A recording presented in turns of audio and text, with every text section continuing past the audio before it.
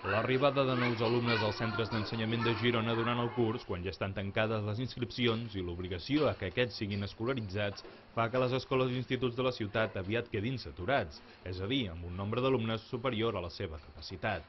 Una vintena dels 41 centres que hi ha a la ciutat es troben en aquesta situació, la majoria instituts, on només el de Santa Eugènia no arriba al màxim, estan però al 99,8% de la seva capacitat, i el Consell Escolar Municipal reclama un nou institut públic. Segons el Consell, la situació de saturació es preveu que anirà en augment, si bé actualment es troba per sobre del 95% a primària i del 100% a secundària.